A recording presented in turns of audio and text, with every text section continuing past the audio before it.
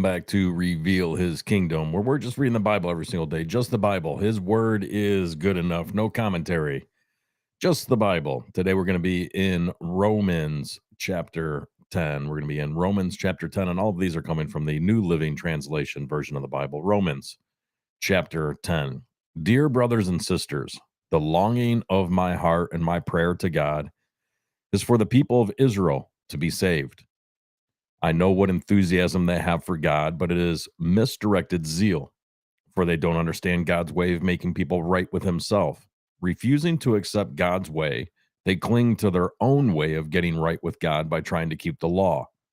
For Christ has already accomplished for the purpose for which the law was given. As a result, all who believe in Him are made right with God. Salvation is for everyone. For Moses writes that the law's way of making a person right with God requires obedience to all of its commands.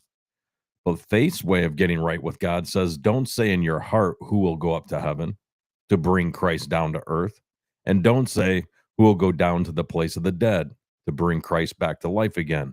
In fact, it says, the message is very close at hand. It is on your lips and in your heart. And that message is the very message about faith that we preach. If you openly declare that Jesus is Lord and believe in your heart that God raised him from the dead, you will be saved.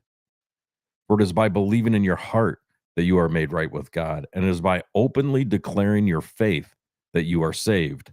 As the scriptures tell us, anyone who trusts in him will never be disgraced. Jew and Gentile are the same in this respect. They have the same Lord, who gives generously to all who call on him. For everyone who calls on the name of the Lord will be saved. But how can they call on him to save them unless they believe in him?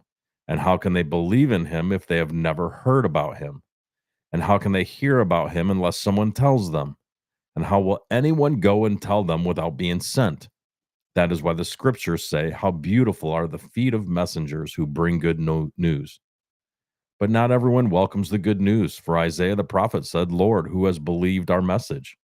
So faith comes from hearing, that is, hearing the good news about Christ. But I ask, have the people of Israel actually heard the message? Yes, they have. The message has gone throughout the earth and the words to all the world. But I ask, did the people of Israel really understand? Yes, they did. For even in the time of Moses, God said, I will rouse your jealousy through people who are not even a nation. I will provoke your anger through the foolish Gentiles. And later Isaiah spoke boldly for God, saying, I was found by people who were not looking for me. I showed myself to those who were not asking for me. But regarding Israel, God said, all day long I opened my arms to them, and they were disobedient and rebellious.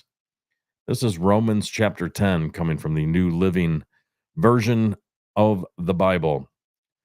Revealing his kingdom, built for eternity, saved by grace. Jesus is King of Kings and Lord of Lords. I pray perfect peace on you today.